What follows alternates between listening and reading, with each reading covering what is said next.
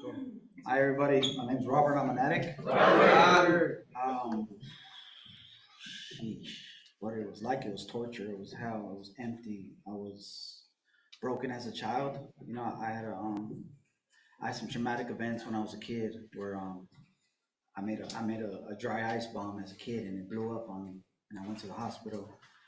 And when I was on my way there from my house, I died 3 times and I was only 7 years old. I had glass stuck in my windpipe.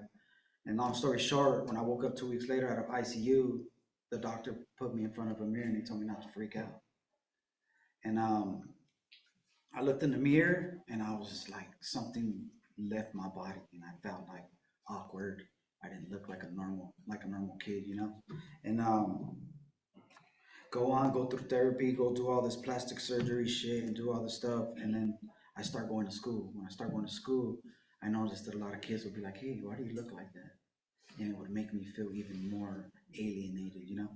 And I started isolating as a kid.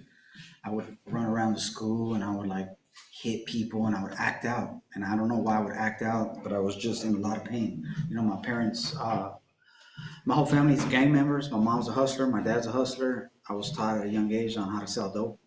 My house was a party house. There would be strangers sleeping in the room. People passed out in the living room, drunk. Oldies are going nonstop. It's just the party just continues. So I picked up some bad habits as a kid. I started hustling around 9 years old. I started using drugs, started experimenting, and then it seemed like my parents didn't care, so I took off to the streets.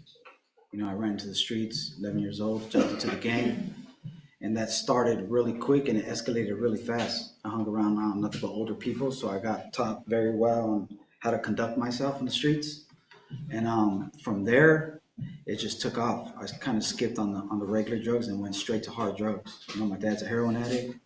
My mom's a tweaker. I became a tweaker, and I used drugs to numb the pain on everything that I did not want to feel. I didn't care about nobody. The only thing I really cared about was my homies. They came first. My parents knew that. Everybody knew that. I got in an argument one time with my mom, and I told her the gang life comes before them because they're the ones who taught me all this shit. So I took it as I had a lot of resentments.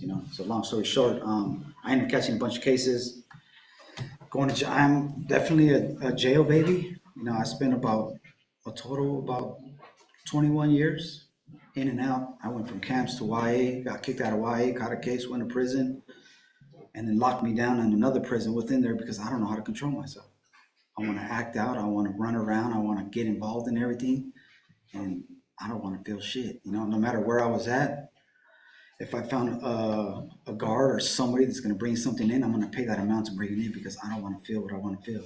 And it sucks to isolate yourself like that and go through that because all you're doing is killing yourself slowly. You're spiritually bankrupt. You don't know. You're trying to put on this tough image, and that's exactly what I did for so long. I've been on the streets for 30 years, and it's crazy. I was in the pen this last time with my dad. I'm banned from all casinos.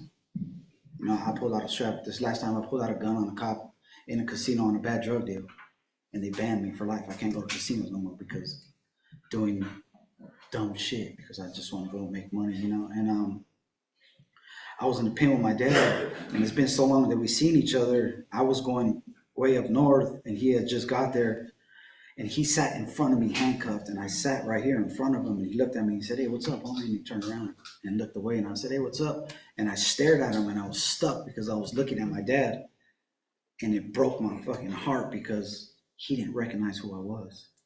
And that's fucked up to be. Yeah, it's cool to be a gang member and all this stuff, and you have fun, and there's plenty of good memories. But to sit there and have that man look at me and just turn away and act like he didn't know me kind of broke me down, But at that time, I couldn't show no feelings because where we were at, And he sent me a letter. It was like 2 days before my birthday, and he slid 3 soups underneath the door with a card. And when the soups slid underneath the door, I was like, fuck, this life is fucking pathetic. And I had like this thing of like, I'm gonna get out and I just want to do better, And on the letter, he told me, I still have it to this day. And he said, my worst fear was to be in prison with you. And I kind of understood it, and I was like, all right, cool, whatever. He's gonna go do his 8-year bid. I don't get out till 2013, And when I got out, I went to this place in Orange County called Yellowstone. It's a recovery base. It's AA base, and there I had a real, very hard time there because it was all women that ran that place. And for me, coming out of the shoe and have to go listen to what, no offense towards any females here, but to have to sit there and listen to a female tell me what to do was like, I'm already fighting that. You know, that disease is already talking to me like, go run. You don't have to deal with these people, don't know what you've been through and all this stuff. But I'll tell you what, those people saved my life. You know, I got there. I didn't talk to nobody for 90 days. I stood quiet. I didn't want to know nobody. I didn't know where those people been, where they came from. I was already looking at all the differences. What I should have been doing was looking at how am I going to better my life, you know, because my brain's so focused on, oh, where have they been? Are they good? Are they on that other side of the gate? My brain's still thinking like that because I'm always in that zone of like prison mentality and all this dumb shit. And I ended up staying at that facility for 5 years because I was scared to go out to society. You know, God did one thing for me that I couldn't do for myself. He gave me a career that involves food. When I'm high on the streets and I'm drunk, I don't eat at all. You know, so long story short, I ended up becoming an executive chef. To this day, that is my career job. I do travel. I do go to hospitals, and I go and I set up accounts for the company that I work for. And for them to be like, hey, I need you to go to Louisiana. You have 10 days to complete these 5 accounts. And it's 10 days, 16-hour shifts. You know, and for me, that's something that I thought I was never able to do. I don't know how to take a test. I don't know how to do, I didn't know how to do any of that shit. I started from the bottom as a dishwasher and ended up being at the top of the chart. You know, I was going to be a corporate chef where I go and teach the executive chefs everything. Now they get to go run around. But I'll get to that story in a bit. But I ended up picking up a sponsor there, and I started to get comfortable with taking suggestions because I wanted something different. You know, I was tired of the gang life. I was tired of going in and out in jail. I was tired of being locked in here while I was high. And being locked in here high with guns and money, that's a bad combo for me because I'm a trigger. Anything triggers me off. I don't like being around a lot of people. I just want to stay high and be weird and go make money somehow, some way. And I ended up getting a job there. I ended up working there. And what's fucked up is the obsessions come in so many different ways. I ended up getting 2 years there the first time, and I had like about 4 sponsees, and I had this bright idea. I dissected the Alcoholics Anonymous book into how I fitted where I was going to sell coke at night and I was going to do meetings during the day, and my sponsees were going to follow. And it was fucked up because I had this one rule. I'm not supposed to pick up the dope. I don't want to do that. I'll get everything there. It's just that my sponsees were going to do it. That's that alcoholic. That's that negative fucking thinking, and it comes in all different forms. And for me being new, I didn't really know like too much about how many forms it comes in. And it comes in a million different forms. Long story short, I ended up relapsed because I went to go pick it up.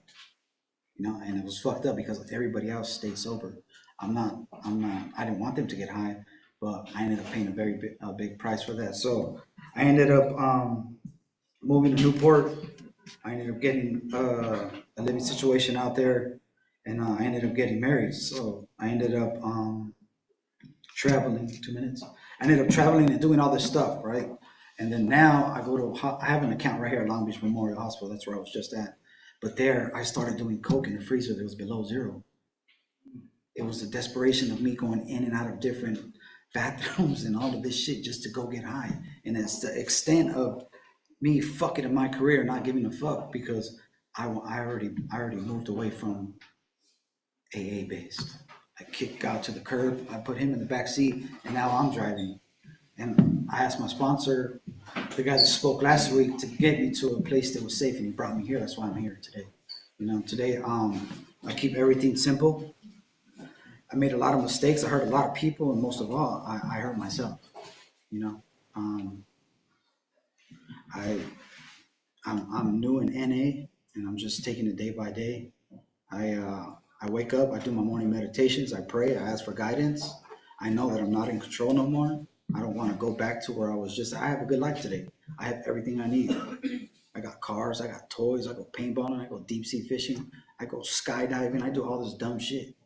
I'm an adrenaline junkie. So I did a contrary action where I do all this fun stuff, but the one thing I forgot was to keep going to my meetings, because once I let one little thing go, I'm a chronicle relapser. Once I'm a chronicle relapser and I let one thing go, everything follows, and now I'm back to the bottom again. And today I'm just learning just to keep everything very, very simple. I don't care about the money right now. I'm just watching it decline because I have bills to pay. And it's the mess that I made. So, I take full responsibility for what I did. I'm trying to work on myself right now. I got a sponsor who came through here. His sponsor came through here. All my sponsees came through here. And it was crazy when I was in that hotel room. I asked God, get me out of here and put me somewhere. I was in a very dark place. And the third meeting I was here, the guy mentioned something about this quote right here. It said, out of the darkness. I was in a very dark place where I tried to overdose and I tried to kill myself because I didn't want to live anymore because of the pain that I caused. I went through this weird depression where I never felt before. But if you're new here, you're uncomfortable, and you don't want to be here, welcome Narcotics Anonymous. Everybody that has time been through all of that. We're not nothing special. This is just the beginning process. What's cool about this place is we get everything handed to us. And if you don't build that somewhat of a small foundation until you branch out and start moving around and start going to detoxes and indigent places to go be of service to other people, that's when you start growing.